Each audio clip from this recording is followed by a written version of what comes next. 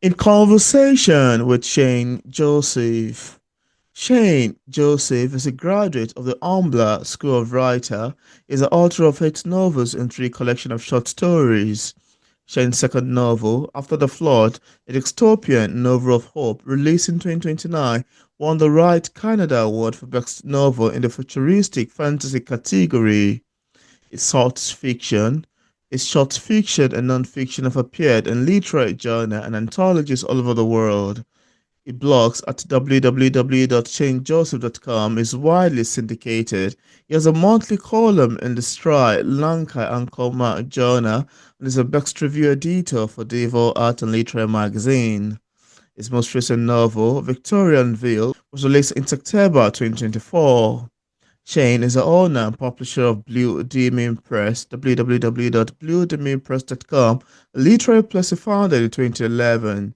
Today, the press has published over 50 titles, fiction and non-fiction, and paperback and ebook formats.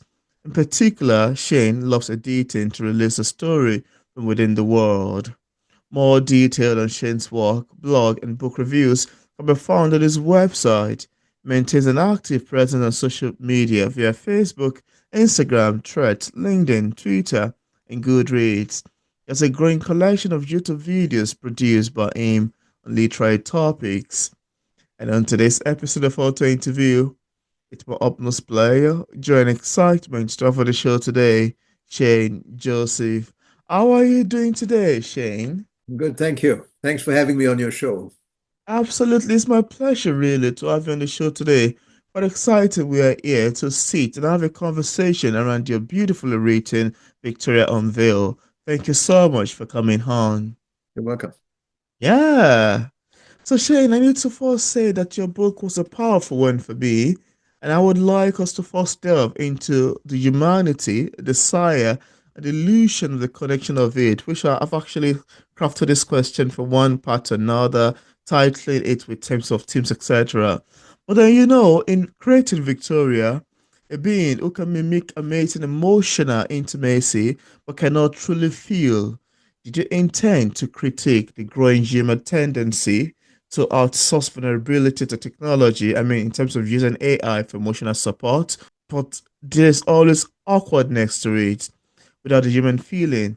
I wanted to ask you, or were you just more fascinated by how easily we accept emotional illusion as emotional truths? I think that's quite a lot, really. I'm not quite sure if you get my question. Yeah, no, that is a lot, and I'm going to try and pass them into a few points that you raised in your question. Yeah. So when you first said, mimic amazing emotional intimacy, Victoria goes beyond just mimicking Mimic. because what I was trying to do here was to write about what is still to come, AGI, Mm, artificial general intelligence, right? We've had the chat GPTs and all the others, but the big enchilada, if you will, is the AGI when the robot can be sensory and can feel. mm, And I wanted to know whether that was actually possible. And in my particular case, Victoria is absorbing a lot of knowledge. So she's a mm, very intelligent being. She's very strong physically, but her feelings are developing in a very slow way. It's just like how a child grows. When we are in childhood, we have feelings of anger and yeah. petulance and wanting revenge and jealousy and all that Mm, stuff. And it's only later in life that we get to the higher state of compassion and empathy and even love. mm, And so here we have Victoria, who's super intelligent, but is quite childish in her feelings. And then they let her loose on society at mm, that state, and of course there's a lot of damage that yeah. ensues. So I think she's beyond mimicking, and she's trying to attain feelings like humans do, but she's falling short there. Um, on the on the Do we accept emotional illusion as emotional truth?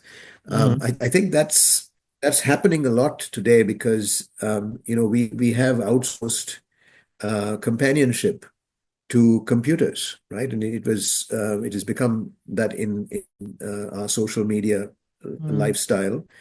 Yeah. It became even more prevalent during the pandemic when we were isolated and shut away from our fellow human beings. Yeah. And we would trust Alexa or Siri to and become friendly with them and talk to them all the time as our only friends. Yeah. So yes, we are under an illusion that we can make these robotic uh, creatures our Mm. friends in lieu of real friends. It's almost like having Mm. pets. So yes, there was a lot in this question, and I'm trying to take some of the pieces out and expand on them for you.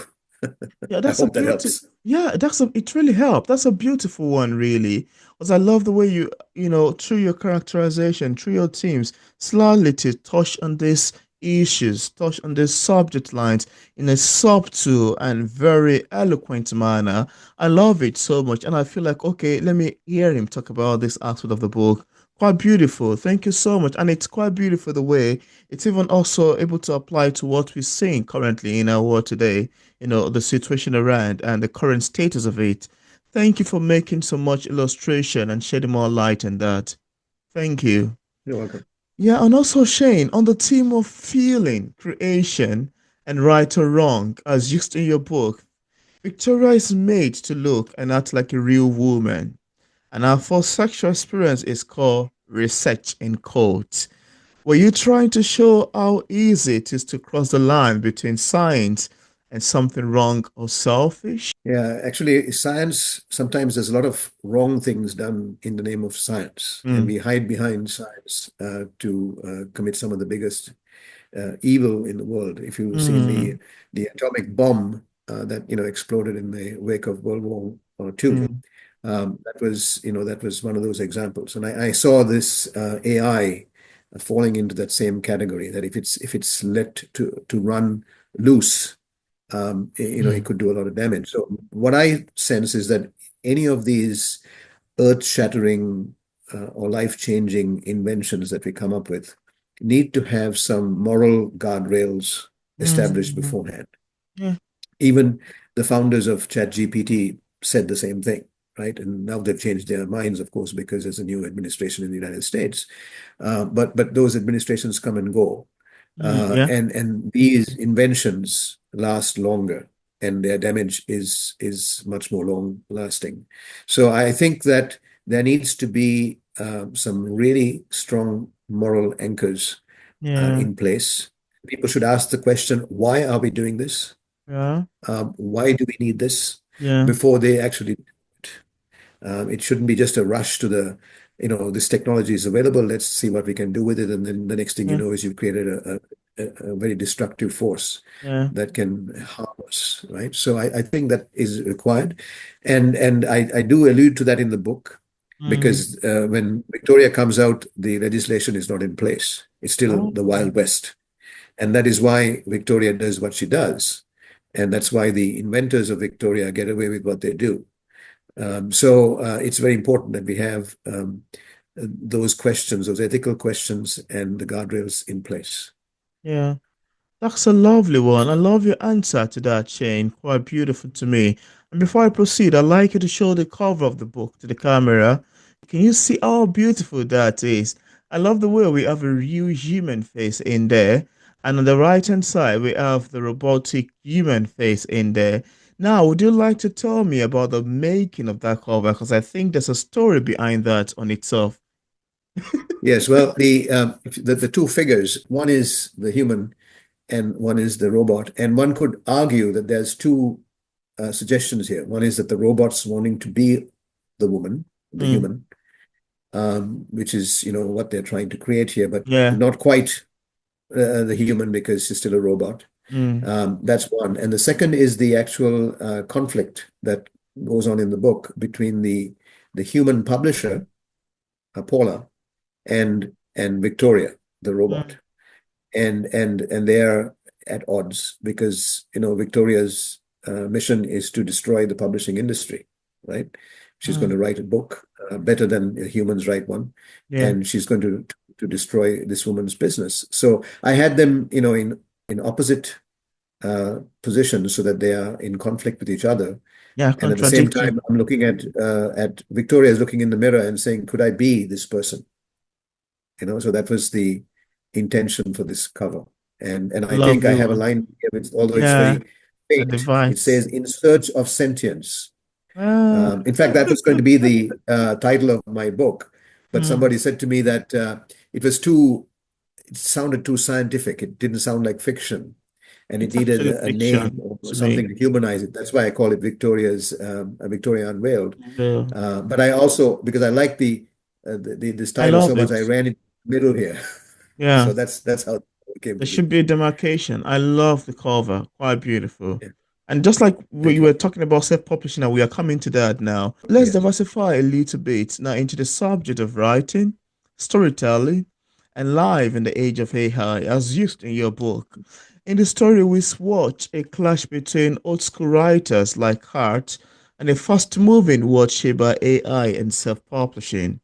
Do you think rewriters are being pushed aside in today's tech-driven world, or is storytelling still something special that only humans can truly do? A big answer from me because this is a subject very near and dear to me. So Heavy. indulge me for a while while I Yeah. expand on it. I do believe that storytelling is part of our nature. I mean, we Mm, all become stories, or we all are stories, and we understand the world through stories. mm, That said, I use AI a lot in my work because I'm a small publisher myself. So I use it for editing. I use it for generating ideas. I even recently put out two of my other novels as AI voiced mm. audiobooks. Oh, They're available wow. on Audible right now. And it was done in a matter of hours. It just took Wow. a Kindle book and it read it in AI voices, and the voices are pretty damn good. They were better than I think the humans. They didn't make any mistakes.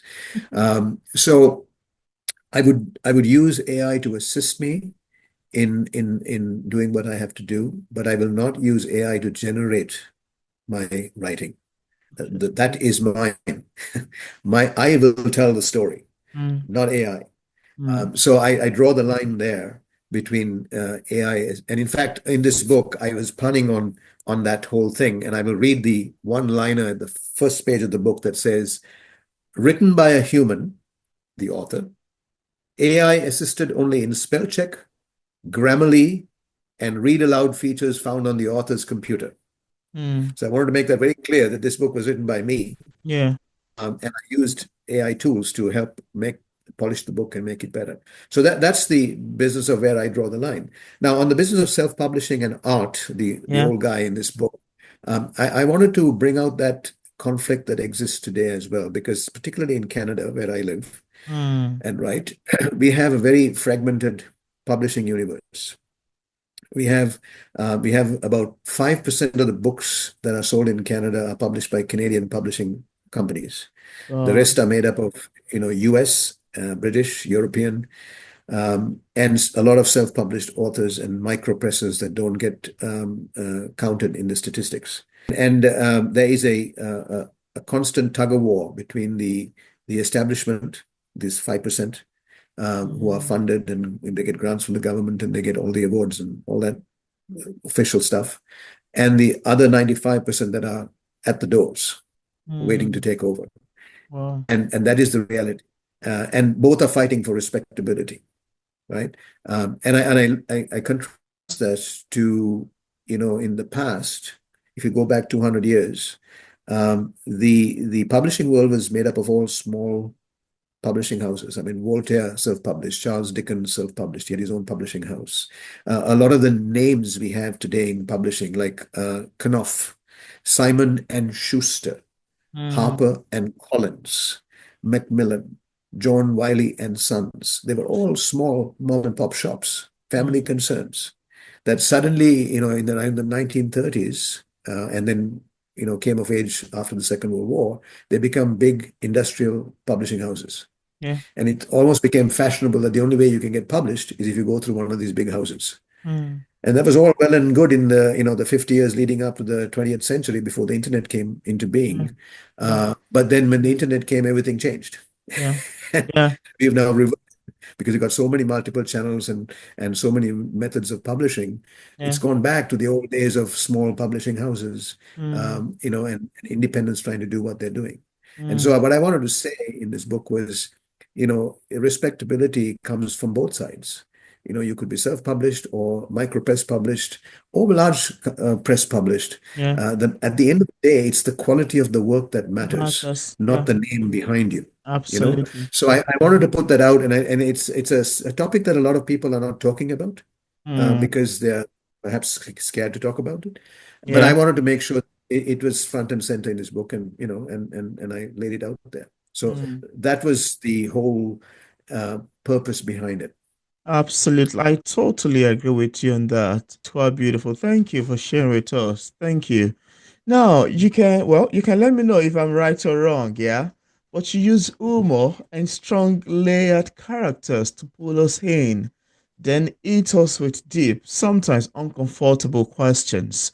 I wanted to ask you, was that your plan to get readers, first of all, to relax before making them think hard about life, love, and technology? I pursue four, I call them the four E's, the letter E. Four E's in my writing. Okay. I like them to have all four E's. So the first one is you have to engage, then you have to entertain, then Mm-hmm. you have to educate, and then you have to enlighten.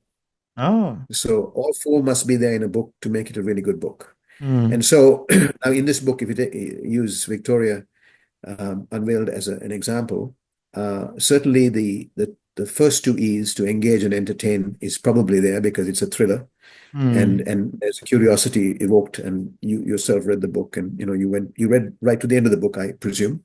So so I had you engaged and entertained. Yeah. Then I was going beyond that. I was going to educate you on the Canadian publishing business, right? Which I think you Mm. got a sense of what that is all about. And we just talked about it, and also about the AI business and where that was going. Um, Yeah. so there's an education aspect to it, and then there's the enlightenment aspect of these existential questions. Mm. Like, where does AI fit in with us? Some of the questions you asked me earlier on are all Mm. future related and existential related, and the book has to prompt those in us. So, Yeah, so that's what I was trying to get to, and sometimes to do that, you lead the reader down a path, and then you Mm. sting them with a question, Yeah. right? So you Yeah. you it's kind of a bait and switch kind of thing where you lead them, you lull them into a sense of security, and then suddenly the important question pops up, and they sit back and think, oh my God, I gotta find out, I gotta question this myself. So Yeah. that's been my style and my structure and my approach. That's such a lovely style, really. I find it to be quite commendable. Well done. Quite commendable. Thank you. Yeah, you've Thank actually you. done a very great job with this story and with this book, really. Thank you for sharing with us. Now, in the book, Victoria asks, why do I exist? If she were a real person or you were a creator this time around, what would you tell her? Would your answer be any different if a human asks you the same question? Please tell us, Shane. That's a good one. That's a good one. So here's what I was thinking about.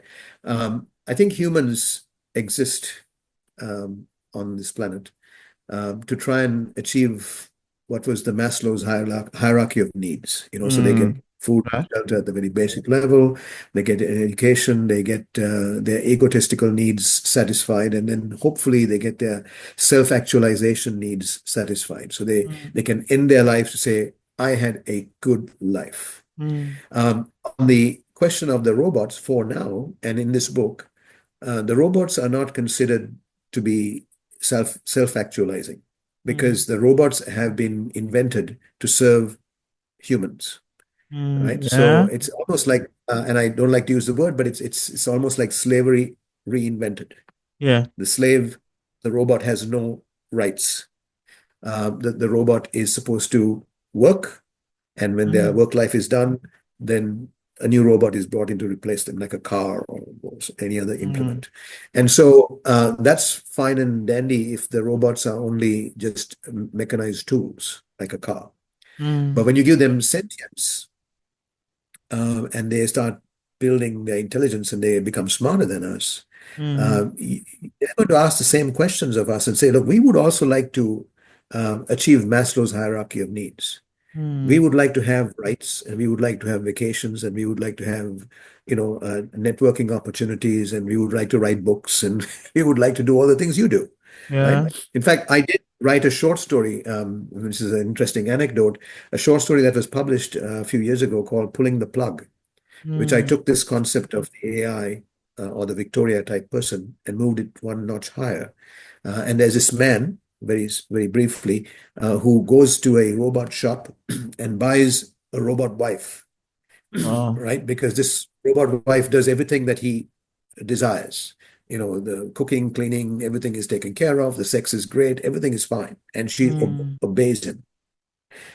But the robot universe at that point decides that they want to get human rights and they would want to get all the same privileges that humans get, right? So 9 to 5 job, time off, holidays, vacations, all that stuff. And he starts to resent that. And as a human, because suddenly they're encroaching on his space. yeah. And so he decides that he's going to, the only way he can neutralize his wife is to pull the plug, which powers Mm, her electricity and powers her battery. And oh. then therefore he could neutralize her. And so, of course, it's a bit of a spoof. There is a fight that goes on in the house where he's fighting to pull the plug and she's fighting to keep the plug plugged in.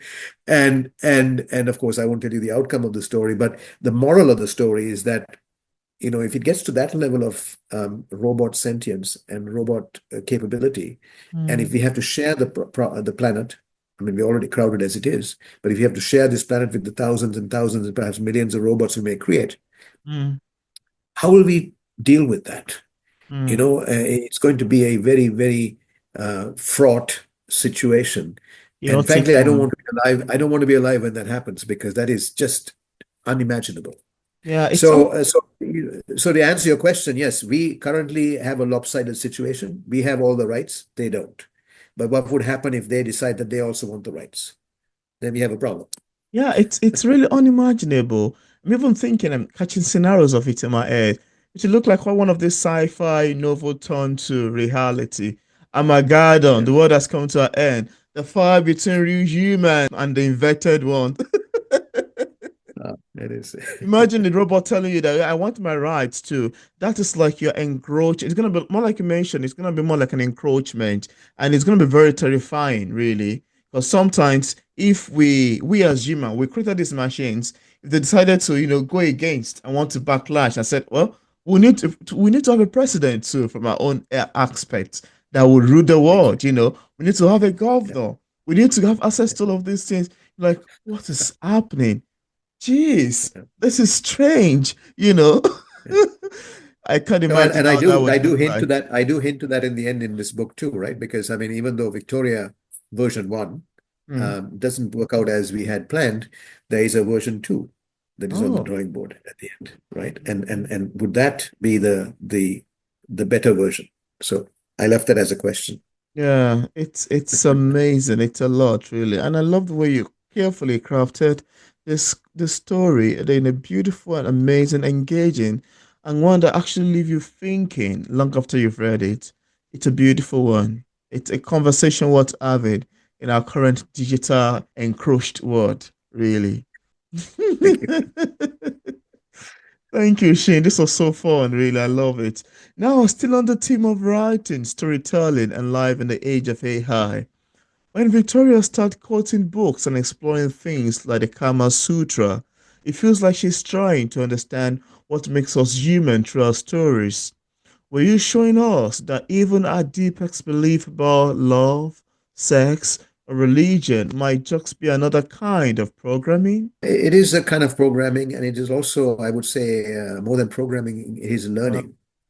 Because just like humans, Victoria learns through reading, Mm, through gathering information that they keep pumping into her in a very rapid way, yeah.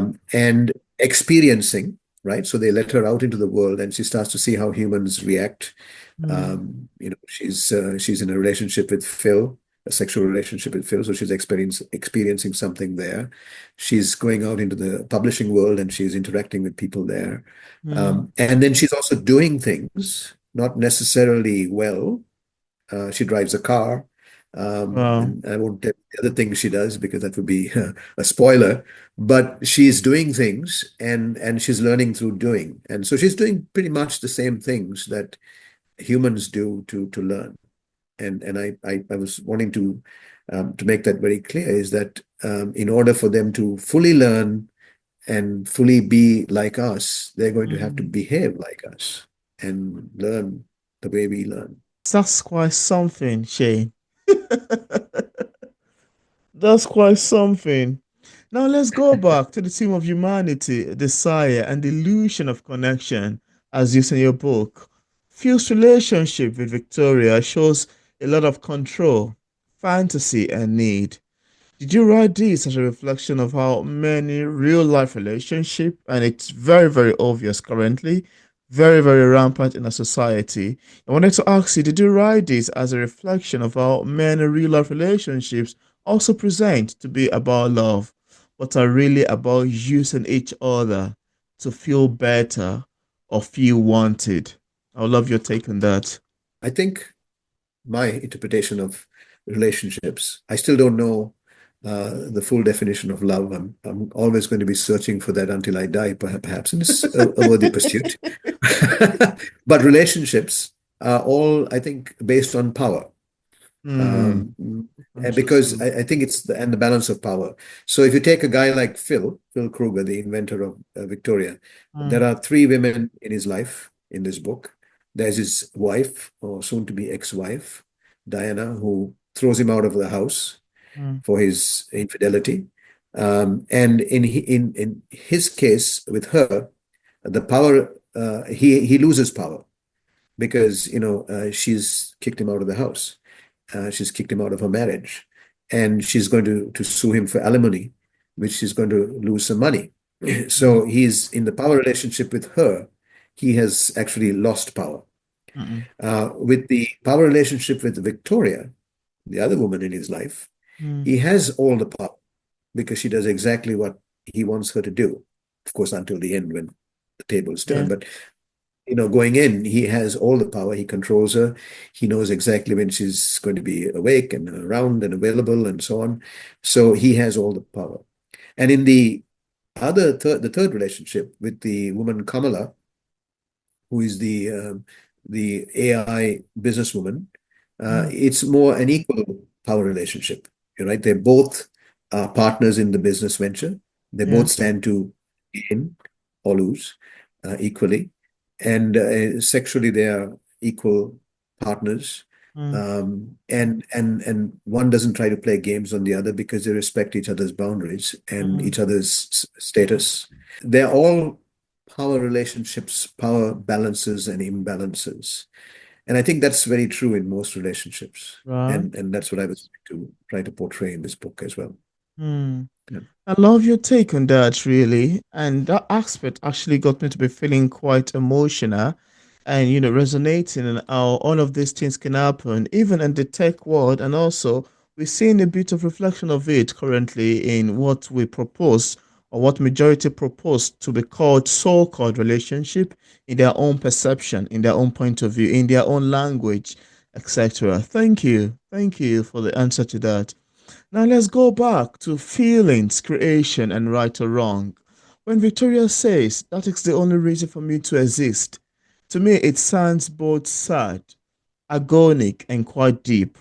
Do you think this idea applies to real people too, especially those who are taught that their value comes only by pleasing other people, Well, I wouldn't say pleasing. I think our real value comes in service to other people. other people? Uh, Now, in the situation of Phil and Victoria, yes, he wants her to please him, and that is going to be a flawed and a short-term relationship, and we saw what happens with that. Mm, You can't continue to have one person always pleasing you. At mm, some point, it's got to work the other way as well. yeah, So I think serving is better. yeah, I've seen that myself. For instance, I run this little press called Blue Denim Press, And it gives me a lot of pleasure when I'm able to publish. I do about four or five, sometimes six books a year Wow. through my press. And, I do all the work that brings the book to market. And to watch a debut author standing on the stage reading from their book, it gives me a hell of a big kick to realize that I was part of The helping that yeah, person in that journey, yeah. right?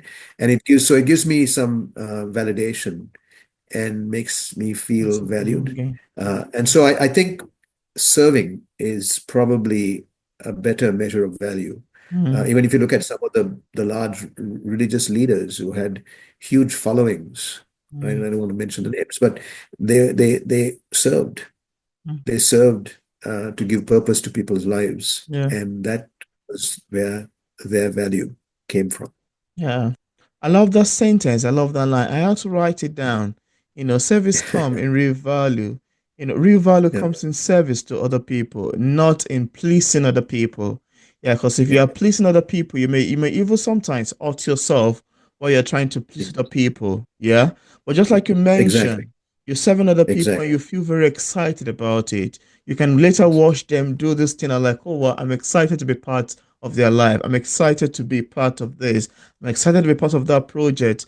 Real value comes in service to other people. That's a lovely one. And you can serve in Good. different ways. You can serve with your time. You can serve with your knowledge. You can serve with your commitment. You can serve with anything possible. Yeah, that's a lovely one. Thank you so much, Shane. You're welcome. Yeah, that's a We're lovely coming up one. with a lot of insights today. This is good. Yeah. It's been fun so far. Thank you. And of all things I've been asking you since the beginning of this interview, I just realized that we haven't talked about inspiration towards the making of this book. I'd like to ask you now, what inspired you to write Victoria Unleashed? How does the book come about? When did you start sitting down to start penning the book down one after the other? How does it Yeah, started? And what is your general mission with this book? that's a good question. And in fact, it started when ChatGPT first came out, and Oh, everyone was starting to write things. And I said, "Oh, I've got to tackle this because I've always had an interest in technology. I worked in technology for many years, oh, and this particular evolution of technology was going to matter. And it was going to affect my business and the way I wrote my books and so on. So I needed to write about it. mm, And I also have always wanted to write an expose on the publishing industry, as I mentioned earlier. It's a well-kept secret. Nobody talks about it. A lot of people suspect it, but don't talk about it. So I wanted to put those two together, and I wanted to combine the publishing industry with the AI industry and explore mm, it. And the book came out very fast. I mean, normally I take about 5 to 7 years between writing a book and seeing it published because I go through many drafts. I get lots of feedback. I change my mind. Uh, I mm. hold back. But this one came in one big blob. It fell on the page, and I said, you know what? I've got to publish it now because if I delay, then this book will become a work of historical fiction because Mm, AI is moving so fast, right? So it's got to come out now, and it's got to come out in the way it has materialized for me. mm. If I write this book again in 2 or 3 years, I might be writing something completely different because AI would have evolved. Yeah, So that's why I got to it, and I stayed with it, and I wrote it, and I published it all in the same year. Um, so that's the evolution of this book. that's a great one. Quite commendable and well applaud. Yeah, thank you so much. Now, I like your advice for, in case of other people, writers who are still struggling with writing and publishing a book, what would you advise people in this category? As someone who runs a press, and as an author yourself, what best advice would you give people in this category? And also, where can interested viewers get a copy of your books from? So my book is available anywhere good books are sold. It's available on Amazon, in all the Amazon markets. It's available on Kobo. It's available as a ebook on the Apple platform. Mm, It's available as paperback and ebook. And then, of course, you can buy through the big retail houses like Amazon.com, oh, Barnes& and Noble, interesting. Powell's, you know. Indigo in Canada. Mm. So yeah, getting the book is not a problem. If you go to my website at shanejoseph.com, click on the book, it'll tell you where to go and buy the book. So that's not an issue. Um, so that's the first part. The second part, as a published author, Mm. um, I made some missteps. When I first published my first book, I self-published it because I was in a hurry to get it out. Yeah, And you never really self-publish your best bullet, because then it takes a long time to catch up into the regular market, right? yeah, So I would say if you have a good book, and usually a debut novel is a good book, is pitch high to the big houses if you can, yeah, if you can. and try to get an agent if you can, because I think the big houses only will entertain you if you come through an agent. Mm. Um, but don't waste too much time on it. Don't waste years and years and years waiting for that Yeah, call, yeah, right? Work the other lines as well. There's the smaller publishers, there's the micro presses, and then there's self-publishing at the bottom of it all.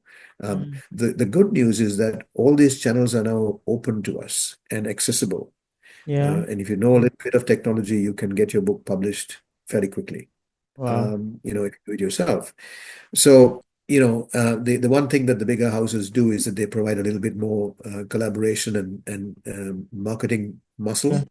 yeah, So they will help promote and distribute your book wider than you could yeah, do it on your own. yeah. So it's always good to have many hands helping you rather than trying to do it yourself. Mm. But in the end, if nobody's willing to help you, you can help yourself.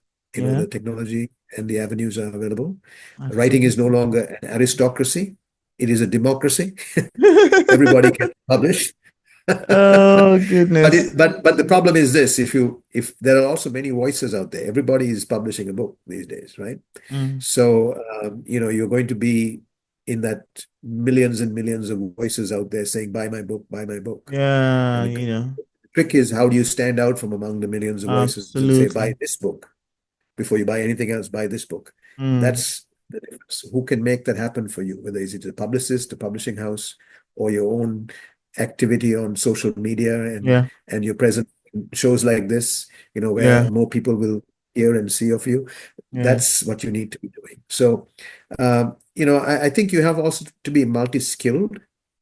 It's no longer good enough to be in a room typing a manuscript. You need to Mm. learn how to come out on interviews, make videos, Yeah, do Facebook posts, you know. get onto all these other social media channels and make as Yeah. many noises as you can. And people on various I platforms love will that listen word. to those noises, you know, and that's what you have to do today. You have to be somewhat a jack of all trades, maybe a master of none, but still a jack of all trades. And that's Yeah. that's the advice I would give you. It's a lot to pack in. And if this is all too much, here's the other question. If it's all too much, don't do it. Mm. There's no compulsion to be a writer, right? You do it because there is a compulsion. Yeah. And I, It's a I mean, push. I'm not a successful writer, but I'm doing it, and I will continue to do it because it compels me. If I Yeah. don't write, I don't I don't know who else I am and what Mm. else good I am for. Mm. So unless it compels you, don't bother, because it's Yeah. a very steep hill and Yeah. it's a very large cross to carry. Absolutely. So you have to be really committed to this, to do it. Yeah. I agree with you with that. There must be the pushing factor, the force, the inner drive within you Yeah. that will always allow you to go ahead and do it. That's a lovely one, really. You've got a lovely chunk of advice for viewers. I'm hoping that viewers, even including myself, will love to utilize it. And I also love to link in the description part of this interview where interested viewers can get a copy of Victoria Unveiled directly on Amazon, Barnes& and Nobles, on Shan's website, and also on other platforms. I also left a link to Chance Joseph social media pages for possible followings. So thank you so much, Shan, for accepting the invitation to be featured in P English Literature. And also this conversation has been more than awesome, very enlightening, quite fun, very beautiful, and quite awesome. I need to say thank you once again for coming on. Yes, and thank you for having me on the show, and I'm looking forward to watching the video when it's complete, and hopefully we get a few more readers, and I'll write more books, and hopefully be on your show some other time in the future. That will be Thank you. great. That will be exciting. Thank you so much, Joseph.